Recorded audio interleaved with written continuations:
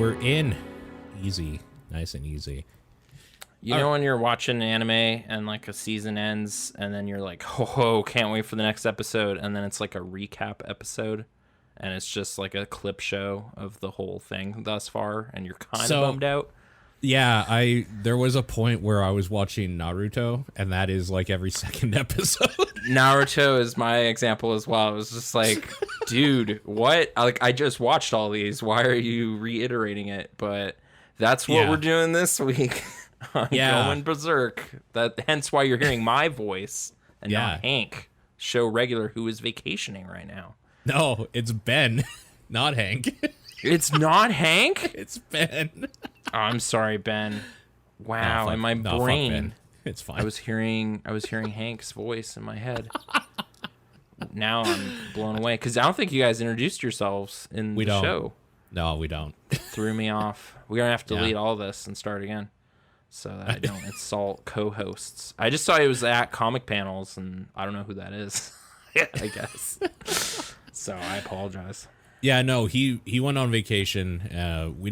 We were supposed to talk. We're supposed to talk, I guess, still about the anime and the movies that were released in 2016-ish. Or something like this. There was a three. I think I just read about them. Yeah, I think the first two were like 12 and 13. Is when those came out. They're golden arc stuff, which I guess is the meat of what we're talking about. But yeah, that's what we're just gonna do a recap. And honestly, I just thought this was kind of a fun little extra sort of thing because I found out not too long ago that you had started reading this thing as well. Yeah, I'm about on the same page as you are, though. Like, it sounds like Ben has read all of it up to the most recent stuff. Not including the most recent, I guess. Like the new. I am maybe inadvertently one volume ahead of you because I didn't know what we were covering. I thought we were doing like the next episode in the normal show, but oh well. Yeah, so I guess we're talking about the whole thing. We sort of talked about some of it on the Pixel Response 165 episode, so I don't want to repeat myself too much. But I thought maybe we could dive in deeper, though, because that was a little more surface level, just in general, I think. I guess so, yeah. This is with like a more focused audience that has hopefully been reading it also. Well, I have not seen any of the... Oh, okay. I was going to say number-wise that, like, this is one of the better things that has been doing numbers in all of this stuff, weirdly. I'm guessing because it's one of those things that, like, yeah, it has a niche audience, but that audience looks for stuff on the thing they like or whatever, and then they just swallow it all up, which I get, rather than, like, an all-encompassing thing, which is usually harder to find a regular audience for. Mm-hmm. Basically, what, if the world isn't gabbing about Berserk right now? Well, yes, they are, but the thing is that if you look up Berserk podcast, there's probably not thousands like if you look up video game podcast. There's a lot of video game podcasts. Yeah. And we're doing a movie podcast, and there's a lot of those too. There's a lot of every podcast, so I think the more specific you go, the more likely you are to find people in general. Okay. There you go. Like so yeah, we're talking about comics from Japan, manga as they're known. Manga, yeah, they're kind of backwards printed books. Yeah, it's from when we were born. Roughly. Yeah, that's when we started. 89, yeah, that's when things kicked off. And I guess it's going to continue past the passing of its author. He told a buddy of his on his deathbed like some details, so we'll see what that means. Like I was thinking, because this was like a recent passing last year, it's like, dude, how do you not have your phone with like a microphone on during those conversations? You know, a little bit. It's like, oh, this person's telling me incredibly important stuff right now, but whatever, I'm just hanging out with my friend in this serious situation, so didn't think about it or something, I guess. But which is fair. Know.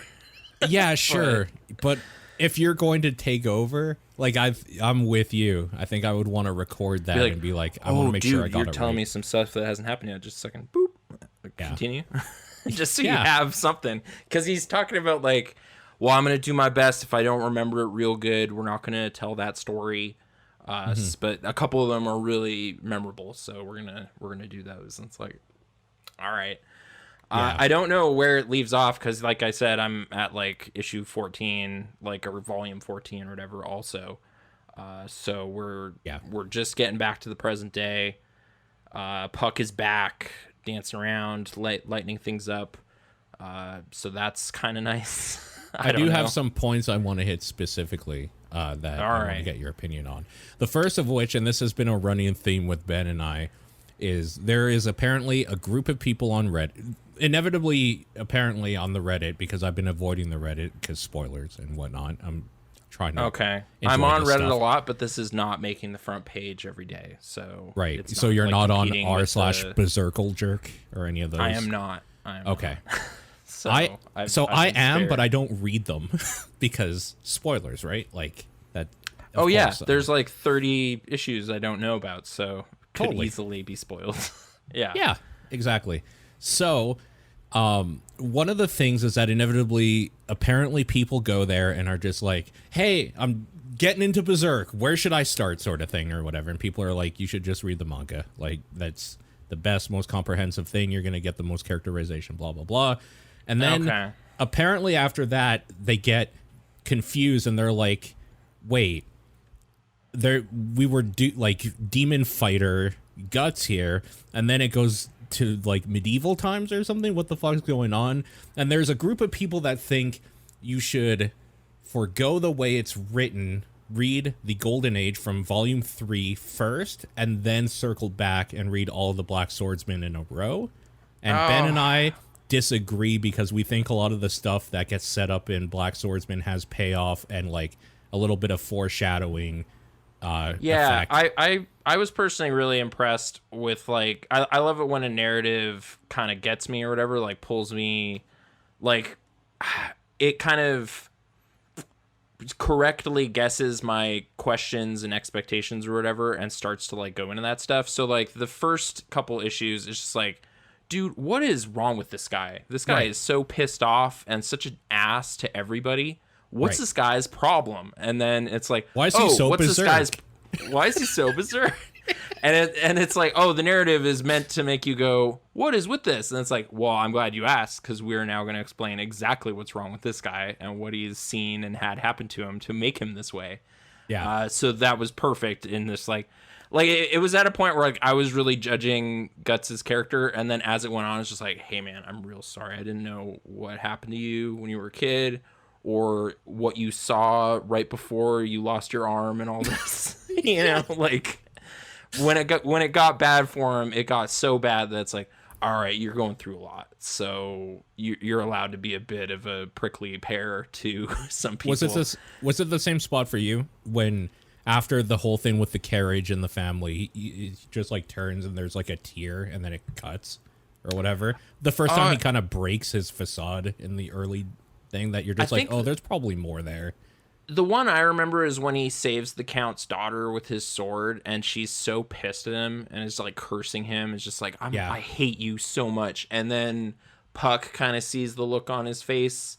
Yeah. After he turns away all like harsh and like, it's just like, fine, whatever, you're going to kill me. But then it's like, there's a flicker of like actual pain there or whatever. Like humanity. And it's like, yeah. Oh, okay. And then it jumps back in time to see why that is. Yeah. Which is great. So yeah, I think the way it's structured is pretty smart.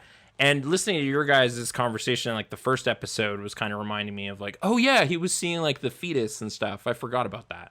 Like, yeah, I did too. He kept being haunted by this thing, and it's not really explained. You just kind of get that he is seeing creepy weirdness from whatever traumatized him or whatever. But then it's like, oh no, that might actually be the ghost of his kid or whatever. Like, I think it is literally just his kid, from what I'm assuming, because that thing, like at the end of the arc, just, I don't know, squirms off or something. Like, it kind of turns ghostly, like it died, but its soul will follow him forever or whatever. Like Skull Knight or whatever kind of tells him, like, you're gonna be seeing that thing again, both of you probably. Like, sorry, I guess. Probably. Yeah. Both of you are probably gonna be seeing that thing. So yeah. But yeah. So I guess I'd recommend reading it how it is too, because it seems intently made. It's a little weird sometimes with like, this is his Xth number of demon fight or whatever, like with the count, but the count still has to kind of drop the clue of just like, haha, I will keep regenerating forever unless you cut off my head. And it's like, well, okay. But shouldn't Guts know that? Because he's fought so many of these things at this point. Yeah, like, I think that's just exposition for us, the reader, more than that's anything. For our benefit a little bit. Yeah, but so it's a little wonky maybe, but it's definitely makes me curious to go back and see what was already baked into it. So I guess I can see the benefit of like reading that stuff again after you've experienced the Golden Arc, but I would say just start as it was, because it kind of drops you into the deep end a little bit, and it's kind of fun to have to navigate this crazy dark world with its strange lore and stuff. Like, I guess him seeing the Behelit for the first time, like, it's so weird looking and off-putting that it's kind of freaky anyway. Like, it still plays as like, oh, you don't want to see one of those. But then it's like, oh, well, he has firsthand, like, knowledge of those, but we don't. But then we have to go back and visit why. I don't know. Yeah, I guess I agree. You should probably just read it as it is. I haven't explored the anime or the video games or any of that stuff. Although, I guess my jokey answer to, like, how should you best, like, enter in is just, like, play all of From Software's games. For hundreds of hours and just like totally fall in love with those, and then have the rug pulled out from under you a little bit and be like, oh, this was all inspired by this manga that I didn't even know was a thing. And then it's like this crazy head spin of just like, wow, that monster I fought was totally from this. And it almost has me like overseeing that kind of stuff, like just like, oh, he's sitting next to a fireplace, like you're sitting next to a fire, it's Dark Souls right there. But so I'm jumping around it's also a little camping. Too much. It's like, no, you do that when you're alone in a forest and it's nighttime. Like, you just have to do that. But it's like, well, I know, but so I'm pointing at things that aren't necessarily like, oh, one for one, Miyazaki just stole this. But, sure. There's a lot of that, though. You saw the dark sign, obviously, of just like, I've now seen the dark sign. The eclipse. Yeah. Actually, all that stuff makes me feel kind of bad that I've played most of those games without the invasion stuff, because that seems to be the most like simulating Guts' situation of just like, you are branded and things are going to come trying to kill you all the time. You can't go to sleep. It's going to be awful. And like the summoning items and all that kind of stuff like are kind of Behelit-esque or whatever. Like, they are creepy, weird objects with eyeballs on them and whatever. Dark signs and whatnot. That stuff has just been like things in my inventory that I don't even need to worry about most of the time because I'm playing offline. So it's just like, oh, I've sort of been shortchanging myself. I don't feel too bad about recent times because a lot of servers are down and I couldn't play Dark Souls 3 properly. But yeah, it does make me in hindsight feel a little like I was depriving myself of the true Guts experience, I guess, of being stressed out. And just the overarching idea of like, there's these demonic soulless things that are like looking for you, the last bearer of this thing, of the light, of the flame, depending on what Dark Souls you're playing. Like, it's all taken from this shit. Or even just like you being this kind of withered, desiccated, hollow thing or whatever. It's kind of like, oh, he's the eternal struggler or whatever, like the last one, and he sees both worlds now and all these crazy souls and stuff. Because like in every one of those games, it's like, is this world really functioning anymore? Like, it just seems like everything's dead and awful. But it's like, well, kind of. It's like you got here late in the day of the apocalypse or something, and everything's kind of dead. But like, there's the still armies people... are dead now. There were fights and stuff. I guess Bloodborne has like, there is ostensibly normal things behind everything, but it's like, oh, we lock our doors during the hunt and now we just kind of wait it out or whatever. I mean, like Bloodborne is literally just eldritch horror, though. That's not based in the fantasy kind of realm that this is, even though it's borrows similar ideas. Yeah, I guess so. There's still like monster designs and things that I feel can be held in common, but And the amount of like bloody eviscerating that happens in this manga is like, oh, I wish there was more dismemberment and craziness in those games to better approximate it. But Bloodborne's probably the closest with at least big splashes. Sure. But yeah, so much slicing and so much dicing goes on. But I guess I was hearing you guys talk about the combat being so frantic and fast that you kind of lose what's going on a little bit. I definitely like was like turning a page and be like, oh crap, he got that guy, and then like have to turn back and be like, oh yeah, I guess he landed a hit right here, and that's why that's happening. Okay, like it's a little, I don't know, fast-paced craziness happening on the pages somehow, despite them being still drawings. It's insane how that's done. Like frenetic. So I mean, the big thing for me personally, this is my first manga I'm actually going through ever.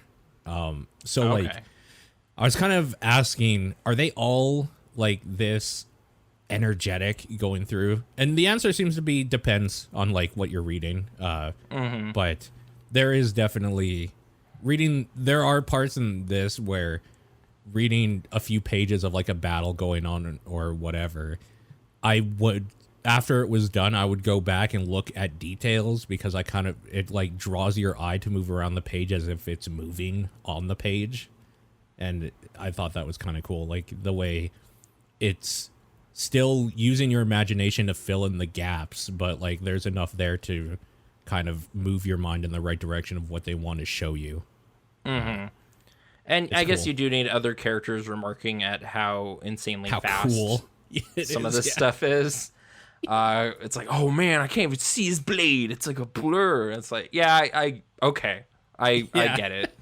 Like I can, but sure. Because it's a still. It's like a freeze frame of the sword. Or it's lines. So many lines. Yeah. But in general, like if anything, I feel bad that I'm like flipping through stuff so long, so quickly, because it's like, dude spent a long time drawing this thing. Like especially like I'm reading it on the iPad, so I'll get to like his giant like double page splashes or whatever, and be like, all right, I gotta tilt this thing and like look at this, and just kind of make myself look at it for a little bit and appreciate some detail, because it's like, dude probably spent a while. It's so weird reading this. Like this is a man's life work and like 30 some years of effort put into this, and I'm just kind of going like boop boop boop boop, like a couple weeks I've sped through years of stuff.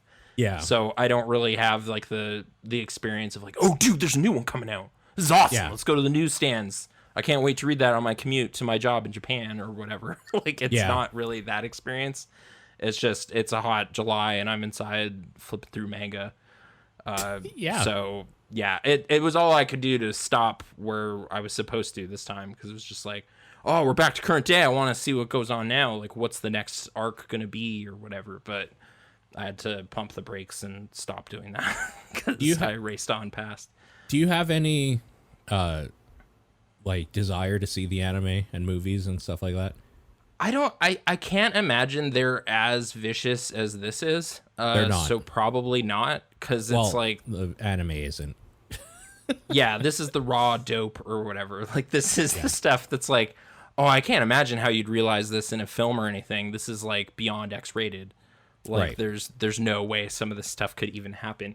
And they're being sort of censorious. Like it's just like, all right, we can't just draw Griffith's dick right here. We're not going to do that. So it's just not there. I mean, Japan in general has always had those rules, though. So yeah, but even then, during some of the vicious sexual assaults that happen, there's like still frames that are just like, wait, what's happening? Why is there just like a single talon in darkness? And it's like, oh, that's no good. what Femto is up to here. Right. All the stuff yesterday that I was reading, like the Eclipse is such a crazy ass event of just wall to wall insane monsters and like page after page of the wildest stuff that's happened so far. So I don't know, like I guess I should refer to some notes to organize any of this. Sure, let's get into it. So early in the story, I guess I do appreciate that Puck is kind of our moral compass a little bit, Like he Yeah. is also replying to Guts's harshness with like, what are you doing? That's Like, a what's your little problem? rude. Yeah, a little bit. And we're more on his page of just kind of entering into this world and encountering this dude and seeing what's going on. Yeah. Puck's pretty good, right? He's okay. He's kind of navvy. He's kind of naggy. Yeah. Yeah, But Puck, I like Puck a decent amount. I think Puck's important because Puck plays the role of a little bit more comic relief in a world that's already so harsh that it would be impenetrable as me, an outsider, coming into it. I need that avatar in there. Sure. And I'm kind of thinking of it just now like he's almost like trying to be Jiminy Cricket or something to Guts and just be like, dude, no, we should help this dude. And it's like, well, all right, but I don't care. And I have a good reason why I don't care, but we don't know that yet. Right. But in general, Puck is kind of doing the righteous path, like the good Paragon playthrough, and is trying to like get involved in helping people still. Yeah. And will kind of initiate conflicts for Guts For good. in a way of just like fly in there and get in some trouble. And then it's just like, ugh, fine. I guess I'll fight these things to move it forward or whatever.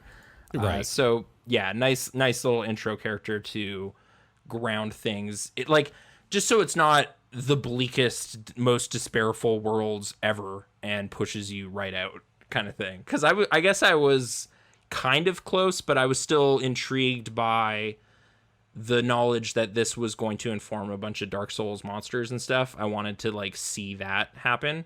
So I was still like flipping pages with this gruff jerk character, just like, all right, well, he's gonna get in some boss battles, so I want to see those. Right. So we'll keep this going.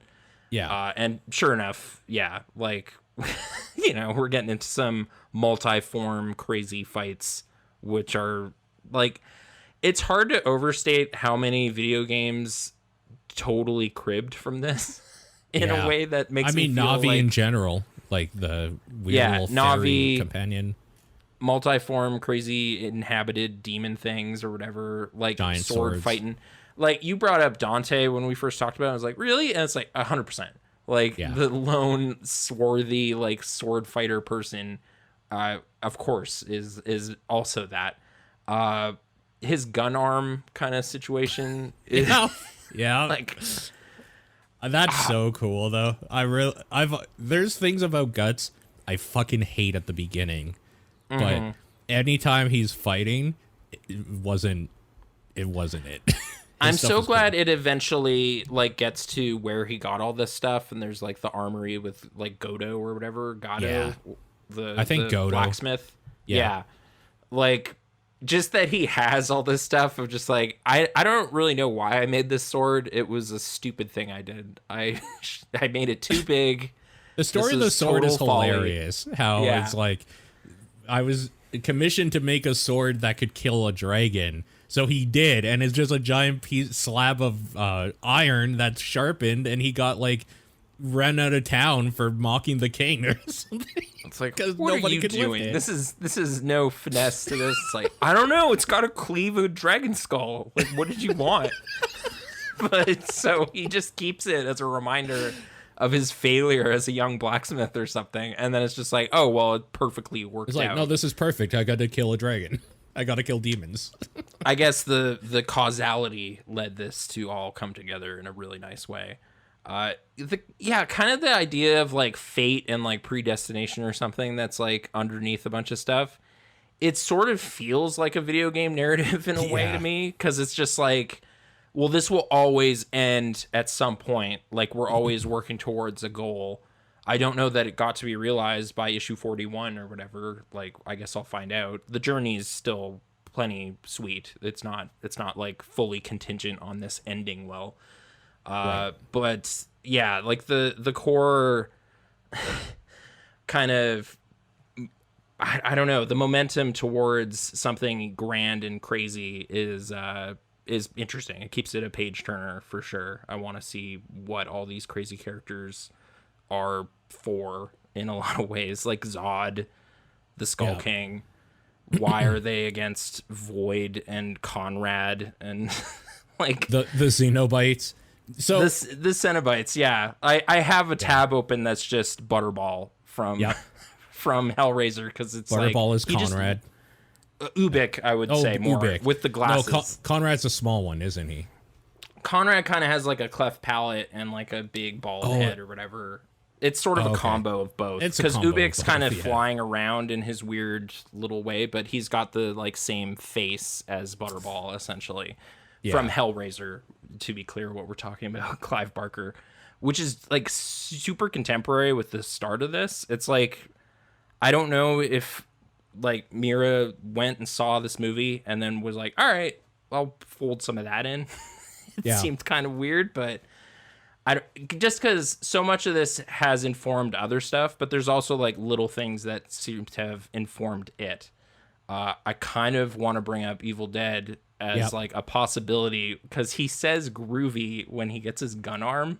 So we did have a whole discussion actually in an episode about that. We think that is a Dark Horse translation to kind of relate it more to our culture, our audience. Okay, that would make some sense. Although there was also like Wild's creepy like tongue situation with Casca was kind of like, oh, it's like that tree situation in the first Evil Dead a little bit.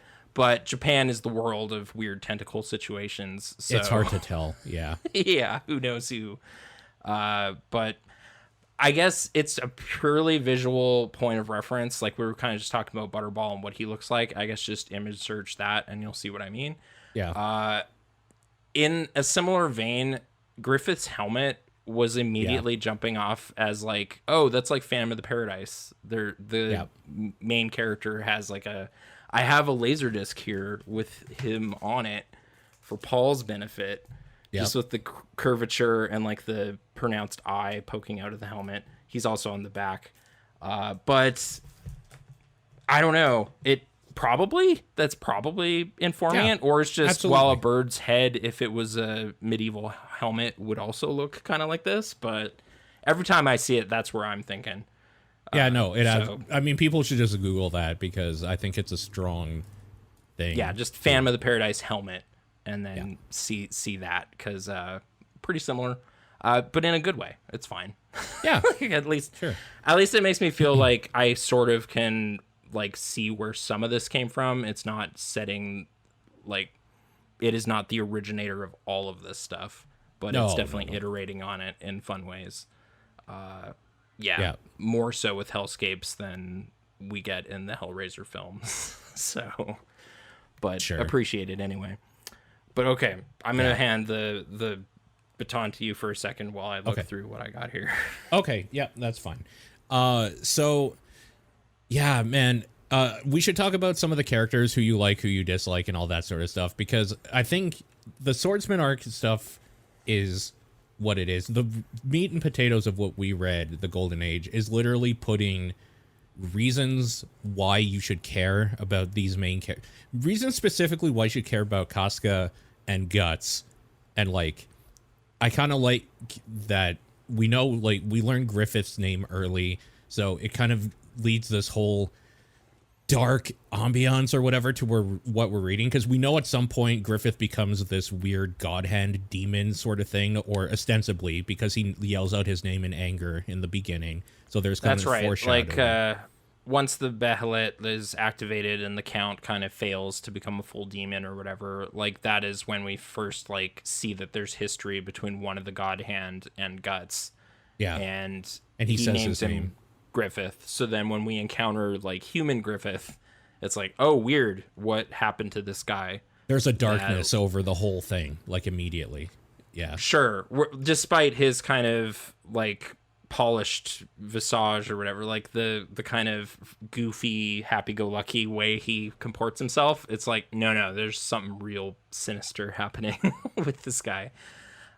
Which is compelling stuff. Like, it's interesting to see the kind of two-faced nature of him.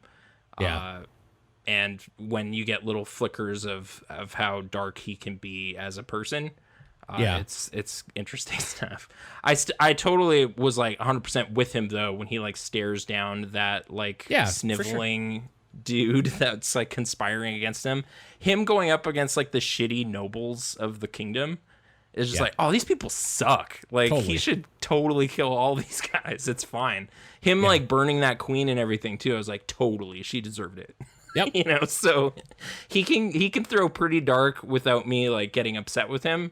But once he takes the turn, it's like, oh, okay. He's crossed the line for Guts and for us into being a pretty crappy villain, I guess.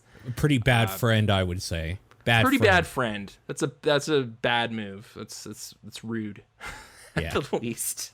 But oh man, yeah, to make light of an extremely terrible situation, it's pretty rude. Oh, I sure hope Casca's gonna be okay from here on, Dude. You know, Yeah, I want her to recover.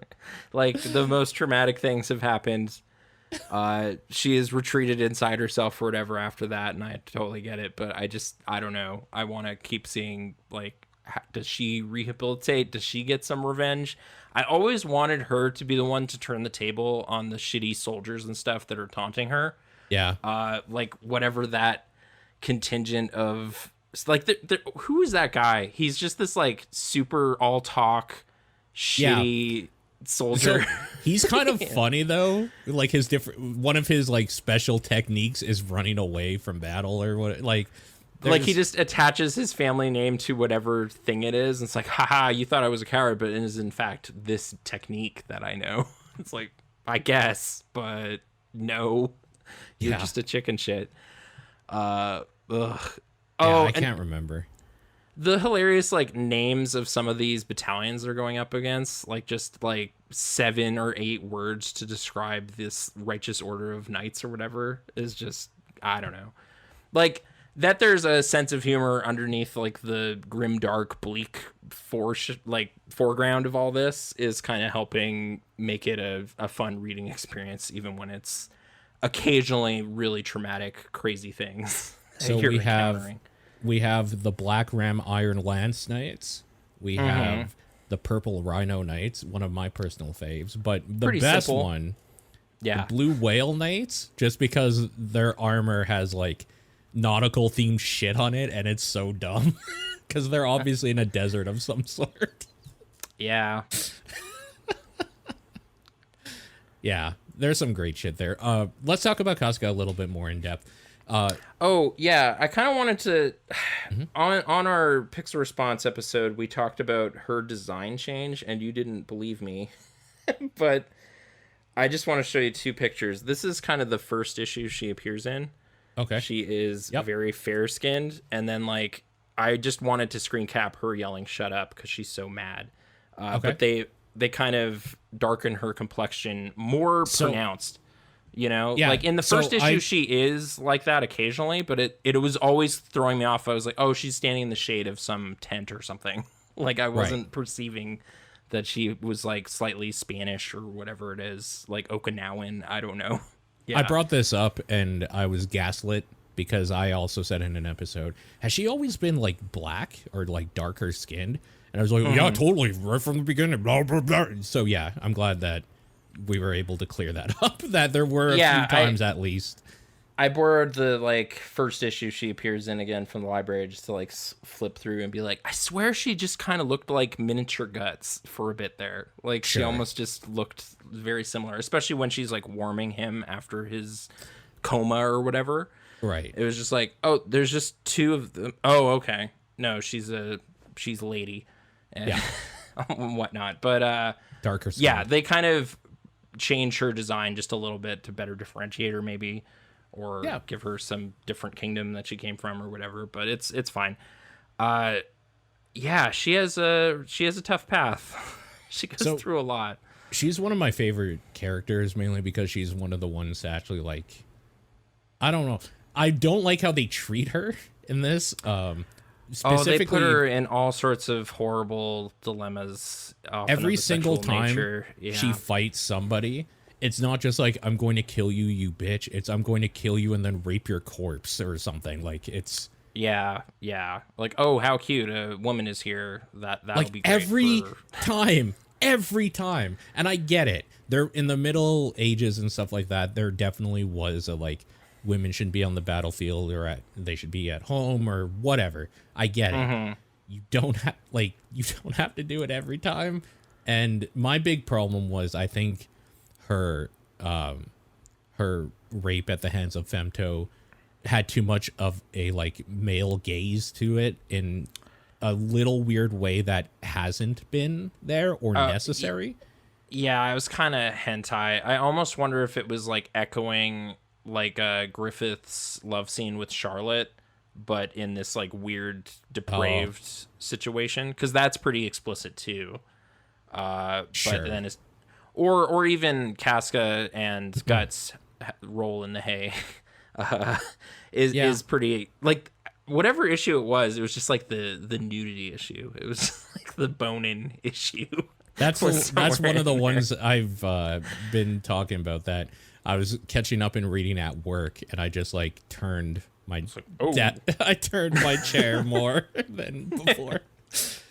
Yeah, no, it gets a lot of hot action going on that is causing huge problems with kingdoms and whatnot. I mean, Casca and Guts is pretty sweet, but I guess that's probably the origin point of our little wonky monster fetus, which I'm assuming gets corrupted by Femto's evil. That's why it's like that. That's what they assume, at least in the book. I guess we don't know for sure. That probably caused this weird demon miscarriage or something. Whatever it was. Yeah, that poor little guy. That whole scene is kind of cool though, with her and Guts, because even though it is sexual in nature and maybe a little. Wow, how much do those look like those black squiggly things in Bloodborne though? Like a lot. Almost exactly. Yeah. Yeah. Not to always fold it back to From Software, but hey, if you've played those games, like, this is a mind bender. You should check out this manga. It's like the origin story. It's really pronounced sometimes. That thing kind of looks like a very miniature version of God, what the hell? What's the one you fight in the middle of the big square or whatever in Bloodborne? Oh, that like falls out of the moon and is just this writhing, crazy corpse thing. I can't remember the name of that thing, but it looks kind of like a small version of that or something. But I don't know. Without like giant arms, because everything in Bloodborne has to have giant arms to attack you with. Just horrible, like, living flesh mounds and crazy eyeballs on things, and all of this abstract, like the way the Behelet's face looks and everything. Great horror imagery, I guess. And I know like the most recent episode was the Eclipse stuff, so I just want to fixate on the exact same things you guys just talked about. It's the biggest thing to talk about, honestly. All the crazy monsters and the crazy column of like faces that he stabs his sword into to like slow his fall. Something about that was just like, oh, dude, he stabbed faces to stop his fall. That's gnarly. At the beginning of that scene too, I swear to God, it's taken directly out of Dark Souls, or like Dark Souls takes it directly out of the pages, where the eclipse is happening and there's hollow creatures essentially in the shadows coming forward. It's like, yeah, this is the intro where they talk about the pygmy or whatever and humanity. Like, it's weird how much of that stuff is actually stolen almost verbatim in a lot of ways. But then, like, just conveying that kind of stuff in an interactive medium kind of changes it enough, I guess. It doesn't feel like a horrible bootleg, and exactly. It's just kind of neat that they're maybe trying to capture that feeling of, like, turning a page and seeing a crazy-ass monster. It's kind of that, like, what is that thing in the darkness? I have to fight it. I have to deal with this thing. It's sort of Guts' situation every day, where he's encountering horrible things that want to kill him. And that is his life now. But yeah. And then just the oversized weapon. Yeah, of course. Yeah. Like, it's the Buster I'm sword. always using the largest weapons too, so it's like fun to see that inspiration point. Oh, when he fights that pig demon and kind of clips the like part of the building and it doesn't matter. It just like breaks through it. The Dragon Slayer. The Dragon Slayer. If only. So good. Yeah. Like, I'm sure you've maybe seen some fan art of stuff to come up, but Guts' berserk armor is literally Artorias. Like, okay. there's very definitely things just straight stolen design wise, and it's pretty good. It's pretty good. Sorry, I guess getting back to narrative beats. Yeah. So does the Behelit that Vargas have like fall into Guts's possession? Like he has it now in his pocket? I'm gonna be real. I don't remember. It's been this Black Swordsman arc was 11 giant. It was a long time ago. Yeah, I guess I was just listening to you and Ben talk about it and was kind of like, oh yeah, right, yeah, he does encounter one. Does he keep it? Because then that's like, it seems like they almost operate like the One Ring or something. They sort of choose a person and will find them when it's the time or whatever. So and like Skull Knight's kind of a righteous demon of some kind. He opposes the Inhumans, but he still has the crazy all caps font when he speaks and is of that realm somehow. Yeah, so, it's interesting because the whole story of Skull Knight when they're walking down to save Griffith, of like a king of a kingdom that like was perfect or whatever, and that the demons, or I guess the angels in the story, opposed and or whatever. Like that's him that they're talking about. Yeah, it almost seems like, was he like wanted to be like he was chosen to be a recruit or something, but turned away and like kept part powers of the God that he hand can use to oppose it. Yeah, right. Yeah, that's what I'm thinking too. But I have no idea. He's interesting, and he's got like, you know, he has the most metal ass design ever. Oh, him breaking into the like eclipse bubble or whatever to save them was just most metal stuff ever. Like, I don't know what. That's kind of why I can't watch any anime or whatever, because like what music choice are they gonna choose, and like what's playing in my head when I read it and whatever. I have to give the anime one thing: their music choices are fucking phenomenal. They're so good. Everything else is kind of garbage. That's gonna be a conversation I have with Ben, because Ben watched the anime first and then went back to read the manga. That was the intro point. Okay. Yeah. So for him, he is really fond of the anime. I fucking hate it. I absolutely hate the anime so much. Like being introduced to it later. Yeah. It's like, only 25 episodes, right? Remember Kids Bop Guts or whatever? It's like, oh, this is Kids Bop Berserk. Oh, there's still the rape? What? How? Like, I guess that's pretty... it's pretty important story beats. But there's no Skull Knight at all. Like... Yeah, there's no wild, which makes sense. You could cut that whole part out. You don't really need it, honestly. I guess it's still kind of neat to see him fell a demon for the first time, you know? Like, he doesn't quite kill him, but by all accounts, he should have. Like, he rammed several blades into its head. Well, the first time that Guts has been, like, killed essentially 3 times and still got up to fight. To continue fighting. Wild, I actually... Oh, my goodness. He has a real horrible graphic rape situation happens. Whoa. Yeah, that airplanes. I hope so. All right. I've never heard them that close. That's some sort of air attack on Falls House. I mean, usually I'm pretty good at like not noticing them. The Blue Angels are buzzing. Oh my god. Yeah, it's just 3 planes in a formation flying by really low. Oh, you know what? There's probably an air show like going on. Like Top Gun was huge. I remember seeing ads for an air show. So, okay. Fair enough. Weird to go from Wild and the Black Knights, Black Dogs, sorry. Yeah. Like their horrible rape of that like farm family was real. I hate it. Like I hate these guys so much. That part made me physically ill, like looking at it. There was just something about the juxtaposition of seeing them just be so cool and nice to like the people that we care about and everything's happy, and then seeing them on pikes and being absolutely just defiled, and it's so bad. Knowing they were being pursued by them, all of this has also made me just hate that king so much, and I need him to die in the worst way. But we'll see if that transpires. Charlotte's dad, just so Piece done of with shit. that guy. Yeah. Yeah.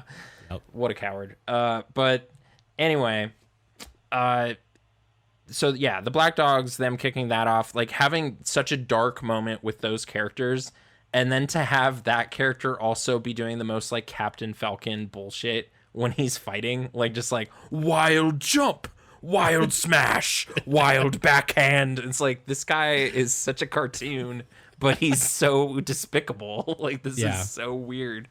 And he's obviously like a Saiyan, essentially like a monkey form Saiyan for a lot of it. It's when his like shoulder eyeballs open up, though, it was just such a like, oh, Resident Evil also really like this. That's like, thus far it had been like, okay, a lot of From Software, a lot of Capcom, like via Devil May Cry, but then this was like, oh, also this is body probably horror. looking Here at we this. go. Yep. Yep. Weirdly placed eyeballs, real effective. But yeah, and then jamming big swords into that thing and hoping it dies, but then Zod has to show up to do his like horns finisher. I mean, that part is just so cool, showcasing how powerful Zod really is, where this like almost incomprehensible entity that they can't kill is just like cracked over his knee, like no problem. So like, yeah, just throw this little shit away. I'm a real demon. Oh, like there was some similar beats in terms of like both of them being impressed that these humans were putting up such a fight or whatever, but you get the sense that Zod is just entertaining them at a point. Like, it's like, oh, cool, wow, you actually landed some blows and cut off my arm. That was really something. Also, I have wings and you have a Crimson Behelit, so I will leave you be, but I would have ended you. Like, it wouldn't have been a problem. Well, that was like his first form of like 3 that we've seen.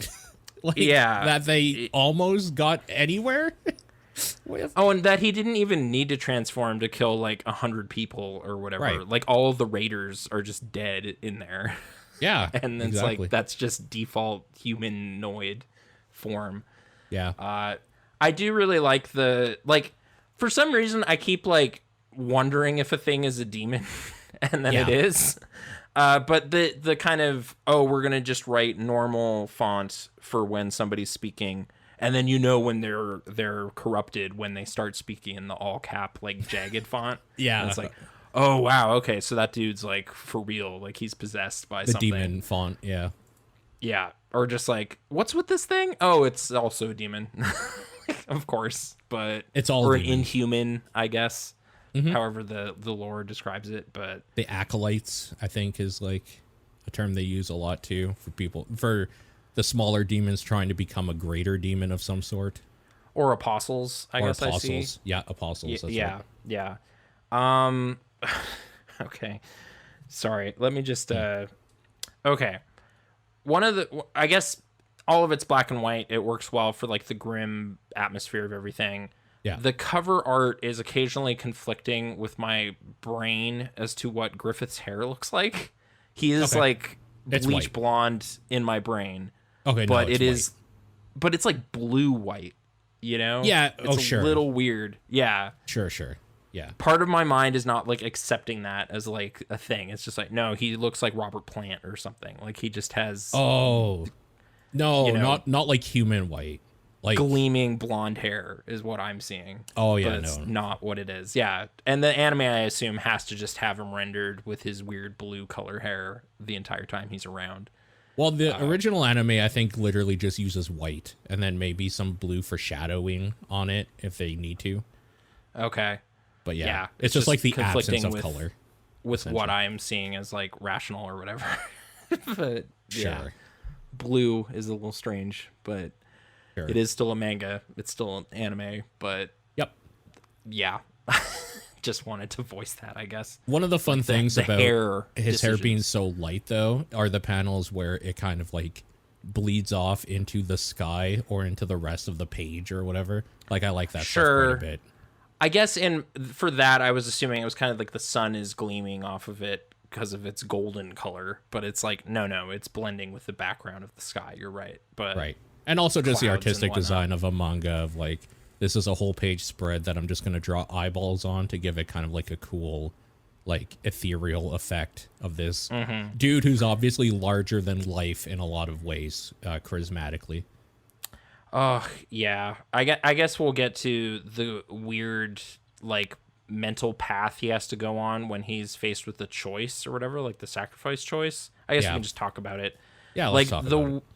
the way Ubik is kind of like They're playing with him. talking to him and like coaxing him along was such an interesting, like, is this just how like a sociopathic narcissist thinks or something, of like, Yeah. oh, all of these corpses are for me to ascend. Like, if I were to turn down the choice now, I will like betray them all. Like, It I need absolutely to is. do this. I need to go further in order to like seal the deal, or else I'd be worse somehow. Like, it's just this, it was sort of a compelling, it's like, yeah, Griffith's got to do it. Like, he's got to do it, despite all of the awful things that are about to transpire to all these characters we like, he is in this bizarre position where it's sort of the only choice for him, especially after the year in the darkness, like at the bottom of that crazy dungeon.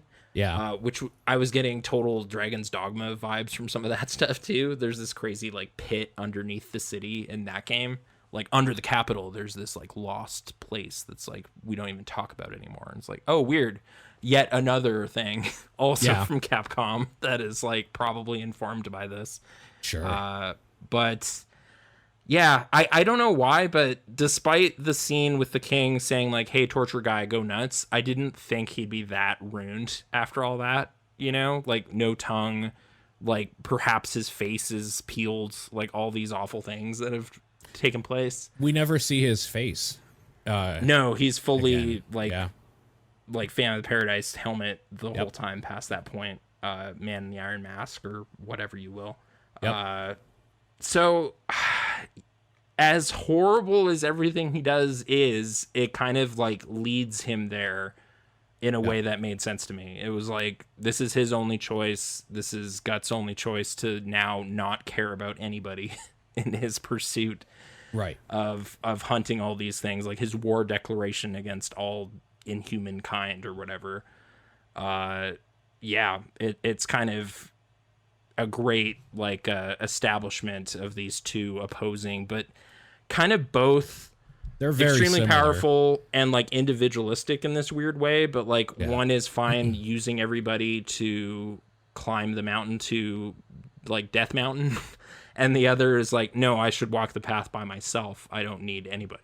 Well, I mean, they're kind of opposing ideologies too, where Griffith is very much the embodiment of following what you think like your preordained path, your destiny is, where literally Guts is the struggler, right? He struggles against fate and determination and stuff like that. And that's why he's always going to have to be fighting something to just, because he was supposed to die multiple times. Yeah. Like right from birth, he was supposed to be dead essentially. But like his whole life has been struggling him being against born fate. on a battlefield from like a dead person and all Yeah. that. Like as soon as it jumps back to his formative days, it a lot of stuff clicks in immediately of just like, Yeah. oh, okay, that's why he's such a prickle, like such a cactus, is because of all of these things. Like, yeah, I don't know. It was quite clever storytelling. Establishing things and then paying them off later. Pretty brilliant stuff. Yeah. Super cool stuff. Oh, I guess I didn't use the word nihilism to describe Guts, but it's kind of like hard-earned nihilism. It's not just being glib for the sake of it or whatever. Like, it's like, oh no, he got there organically. He was always kind of like the standoffish lone wolf guy amongst the Hawks or whatever. Like, he's sitting up on the wall, not celebrating. But he still found a place, and then to have that all stripped away in the sacrifice. Now he has his motivation. I did also like screen cap him yelling bastards when he first kind of freaks out, when he goes berserk, you know? Yeah.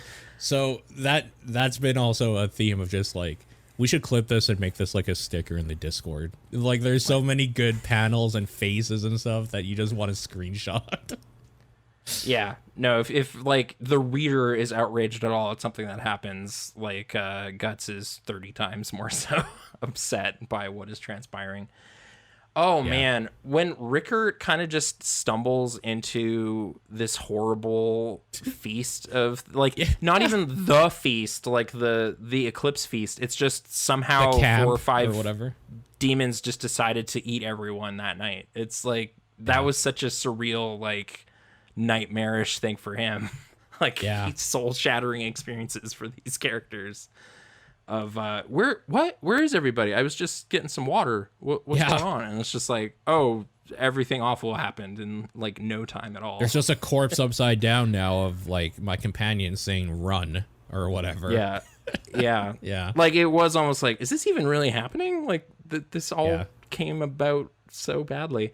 And then I guess I was thrown for a bit because I was like, I thought the rest of the Hawks were over here, and it's like, oh, they split up. Like there's thousands of them platoons. at some point in time. Yeah. Yeah. Sure. But now there is not. They are all gone. There are 2. There's 2 left. people left. Yeah. And Yeah. one is missing an arm and an eye. And yeah. Is his other is eye in a bad just way. damaged and he keeps it closed, or what happened to it? I kind of missed that injury. So because they really demon was pronounced like the, making him look or like holding his head up, watch oh, the rape. does a claw go in the eye? So Ben's interpretation is that she says like don't watch or whatever. His interpretation is that Guts forces his eye into the thing to like blind himself or whatever. At how awful what he's seeing is. Yeah. Like he'd rather lose an eye than see that transpire. Okay. I guess, but like That's the most like metal way. that's the most Guts answer to it probably. Yeah, okay. Yeah. Yeah, I guess I could go back and revisit that scene, but it's a pretty gnarly scene. Yeah, I counted it. I think I said it was 11 or 12 pages of just like the rape happening, but like in a way that isn't just, yeah, she's being raped, but it's like showing her body off in like weird, like I people make this argument that it's meant to make you uncomfortable, and like that I don't think that's necessarily a good argument, because the way it's sexualized I think is like trying to make you feel like it's a little bit hot or something, and it isn't. I find that whole part disgusting in a way that I'm not disgusted with Muira's work otherwise. Like I found that out of place. Yeah, it's hard. It's really hard to say with the narrative. Like it's supposed to be horrible. It is, but yeah. finding that balance is really tricky. That part's just bad. There's no good feelings from that part, like in any way. It's really bad. Yeah. But so this is another discussion we had. Apparently, from how the anime works, right? It's pretty. Yeah, this could be aired on television. They're doing the Golden Age stuff. There's not a whole lot of the like blood and guts. There's like dudes killing each other and stuff in wars, but nothing crazy. And then like that shit still happens, so I could see why people are like, "What the fuck? This is absolutely disgusting. Why?" or whatever. It's not as much of a like holy shit moment in the manga, because I feel like we've gradually gone to the point where we're expecting bad shit to happen to these characters. Yeah, I mean it was interesting again listening to early stuff with you talking about it, because it's like it seems so dark early on. Like you were talking about like the caravan where like the little girl knifes her dad or whatever, cuts off his head. And it's like, that's pretty gnarly, but it's so not gnarly compared to where we've gotten to like 10 issues later or whatever, 10 volumes later. Like that's like, you know, Night of the Living Dead or something, like the little girl with the spade attacking her parents or whatever. Like that was kind of that kind of horror imagery. Some of the horror imagery later is just like, I don't know that I've ever seen anything like quite like this. Right. You know, the just incredible number of uniquely designed monsters that are coming to eat everyone that has been part of the band this whole time is kind of its own crazy spectacle. But yeah, it makes the early stuff seem lighter as we venture deeper into the dark of the cavern or whatever. Yeah. I'm sure. To the point though where after the Golden Arc ends and like the eclipse has so far been the craziest thing, because I went one pass and it's like, all right, there's like this tree monster, but Yeah, it's not Yeah, that bad I could compared see to that. what we've encountered. What I'm told is coming up, like, so a big part of us putting together a podcast where we're talking about this thing was that it's going to be hard to find the spots to talk about and how to talk about this thing until after the golden age. And then after that, it can be split up into like, oh yeah, then this like arc happens or this chapter or this monster of the week sort of thing. Like it becomes more of a standard thing that isn't 11 things of people being cut apart and raped and all that sort of thing. So Okay. Yeah, I'm Which I curious could what the see. next like major story branch is going to be, because yeah, right now it's just lone swordsman is back hunting things, and we're probably going to encounter wild monsters every week kind of thing. Right. Like the early beats with like, oh, there's this count and he something's wrong with that guy, and then you kind of find out more. yeah, Which was good stuff. Like I was still Yep. interested in that little story, but if yeah, I'm curious how they're gonna establish a new path forward into what's the next big dilemma we got to deal with. At some point, are like these Behelit merchants going to be looked into at all, or it's just like, Yeah. oh, they're just pawns of fate, like they don't really know what they're doing. Like I was kind of thinking it's like, you know, I was in a bazaar in the Middle East and a guy sold me a crazy puzzle box and I don't know what it's about, kind of thing, like Hellraiser-esque, you know? sure. Like, this is a cursed object, I don't know what it is, but give me $20. Like, that's what it means to me. And they're not really like the puppet masters of everything or whatever. Right. It's not Void doing that, which he looks No. so nutty. He almost looks like the aliens from Mars Attacks. Mars Attacks. Yep. Yeah. Along So- with Count Dracula, like from every Castlevania or something, the cloak. And just the weird kind of peeled teeth thing or whatever he's got going I see on. no bite. A chatterer type design. Yeah.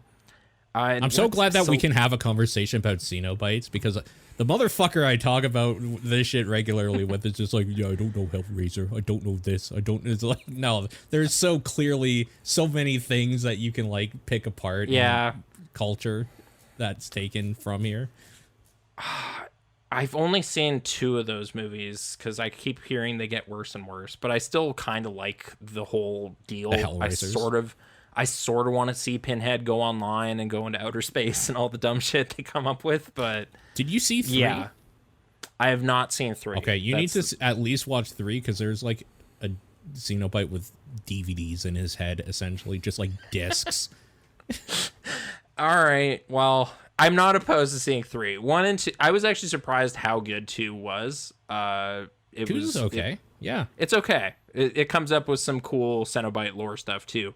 Almost the beat with like you can actually become one, Yeah. sort of comes from the second movie, Yep. or at least establishes that these were all probably people at some point and they became these monsters. I guess kind of like the god born of man or whatever that we're dealing with here. Have they named the dark god in Berserk as of yet? I don't remember. I don't think so. Okay. So, okay. I'm curious what they do with that, because in this next volume you're going to look at with Ben, there's like the prototype, which is like the pilot almost for the whole thing. It's like pre the regular run. It's like 1988. Oh, okay. Like an early sort of sketching out ideas and stuff, and you can kind of see where some of them fold into arcs that would become part of the story. But I'm wondering if some of that stuff's still canon or would become in the story or not. So we'll see. Well, interestingly, we forgot to talk about this, and I should probably write a note about it so next time we get together we can. There was an issue that was just like taken out of like not circulation, but like Muira took it out and it's just like, no, don't, like, they unpublished it or whatever. And Like I think director's cut or something. It's like, this is not canon anymore. I'm plucking this out. No, it's still canon, I think. Let me look it up here. I think it's like issue 89 or something. You know how when he's turning into Femto, there's like a moment where there's just like a mass of something. He's like, is this God? And then it kind of cuts. Apparently, Yeah. the one after that is literally just like a chapter called God or the God or something, and it kind of more closely explains what that is. But apparently, from what I'm to understand, they just cut it because it doesn't feel like it fits properly. Oh, weird. I thought he was maybe delaying revealing some of that stuff till later, so it stays mysterious longer, kind of thing. But if it just felt too off the wall, yeah, because there's kind of this like look at this underbelly of this weird carapace or whatever, and it's Griffith seeing it and kind of wondering what that's about. And yeah, I guess you could have slotted in a like more trippy experience of Griffith's transformation, which would have Can been I say pretty how cool. much I love that shit too, though? That Yeah. like the whole like this is a god of some sort or the god, and it's just like incomprehensible because I mean I like cosmic horror, so like it's so like, yeah, this is perfect. This is exactly how you should depict God. Oh, and it's tinged in a negative way, which sort of reflects my feelings about the supernatural. It's just like if there is anything, it's some bad shit. It's no good. So Yeah, it being this kind of like incredible under like Leviathan or something that's like all sorts of evil is like, oh yeah, that more so checks out than the compassionate nonsense I was fed for decades because that doesn't fit reality. okay. I found it. So it is called God of the Abyss 2 because chapter 82 is called God of the Abyss 1. Although in our publications it just says God of the Abyss, not part 1 or whatever, because tricky. So if you want to look it up, it's not volume. They refer to them as what are they called? Issues? Now? No, not issue. They refer to them as something else. Episodes is what they call it. Episode, okay. So episode 83, God of the Abyss 2. It's unvolumized. It's not part of the volume, like the collection. But yeah, that is... No, it is sort of thing. remarkable, like, how delayed this was into Western culture. Like, Yeah. it's funny to me that it's, like, informing stuff that we are getting day one, like Final Fantasy VII.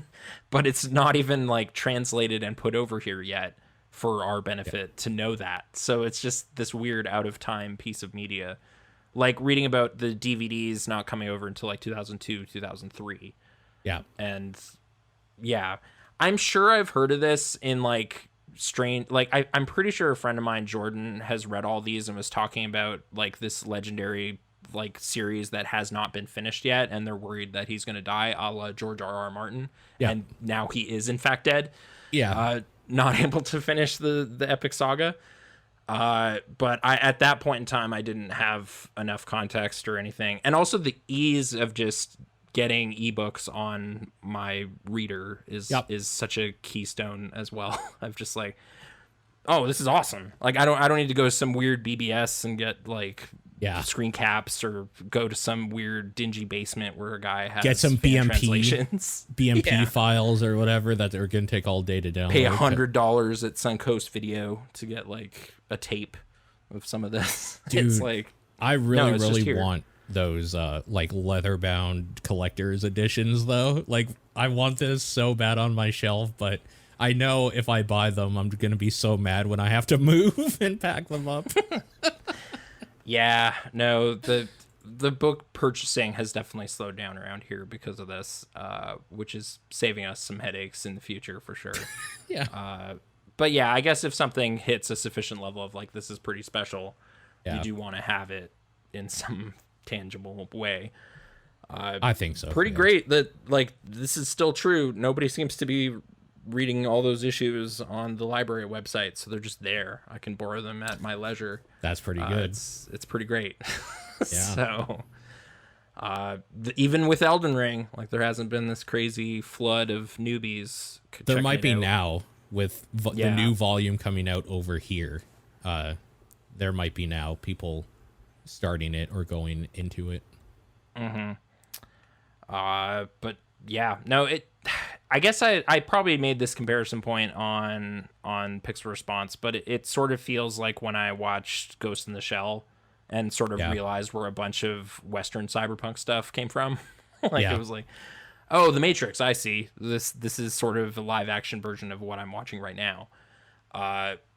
this has like a gigantic footprint also. Like we've talked about several video games that have clearly cribbed from it, but just yeah, the kind of way it carries itself seems to be printed all over the place. Like it's probably going to affect how I'm perceiving video game stuff for a little while here for sure. Yeah, sure. Like hopefully in a positive way. Like yeah, it's just like, oh, everybody's kind of paying homage to this great work or whatever. It doesn't feel like they're just bootlegging.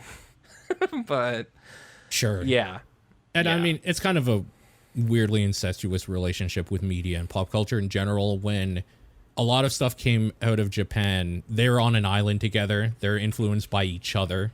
And like, yeah. So like, of course, a lot of that stuff. Or seeing some of the monsters and stuff too, like coming from like kaiju awareness growing up. It's just like, oh, we're seeing the same weird things at the aquarium and weird bugs all over the place. Like cicada fell on my face when I was 3 or something, and now I'm gonna draw this weird ass thing. Yeah, you know, like yeah, it's probably all coming from the same basic natural twists or whatever. But just some of the stuff, like the only other place I've seen like a creature with its torso is an upside down head was like Bayonetta, you know? Oh, sure. Yeah.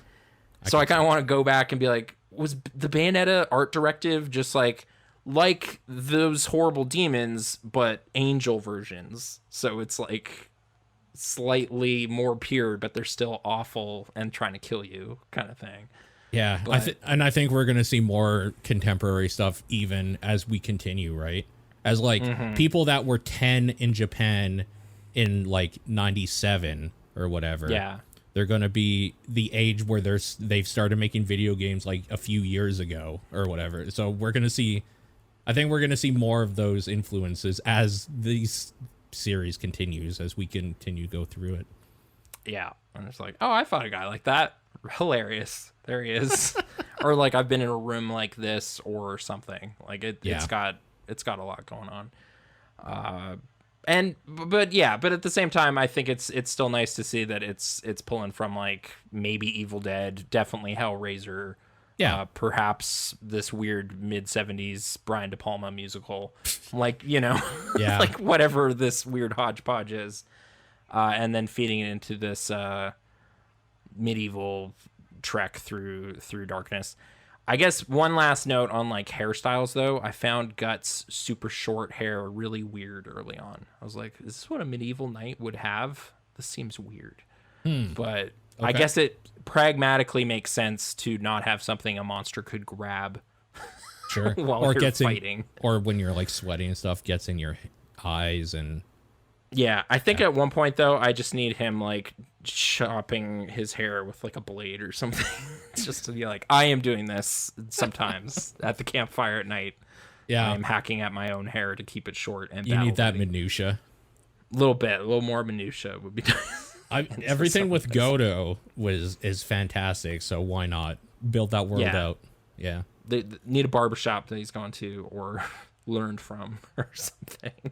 Yeah, exactly. Yeah, but okay. I guess that's most of my notes. I thought this would take days to go through, but it's like important stuff, like just gigantic sword, brand of sacrifice, Bahamut, you know, stuff like that. Just words. There's words on this paper, and we're gonna say each one of them at least once. Yeah. So I guess that's whatever. I'll let you guys talk about the next volume as you do. I mean, if you ever are around and want to join us, you're more than welcome to join in the chat or whatever. And the regular stuff. I still feel so bad about the name mishap. It's stupid. But I guess I was just dipping in today. Now I wouldn't. That doesn't matter. Losing sleep over it. It's gonna bug you forever. I'm just gonna say it again because I find it funny, but if anybody wants to write in, there is an email for this podcast because I needed to make one for the RSS feed, and it is ihavegoneberserk@gmail.com. So. Oh, do we want to talk about the title? Like, I don't know what else I'd call it, but in your early impressions, you were definitely saying the title sounds really dumb. It does. It still does to me. It kind of does. Yeah. Yeah, it would just feel like if Final Fantasy wasn't called that, it was called Limit Break, and you're just like, what? Yeah. That's silly. Yeah, exactly.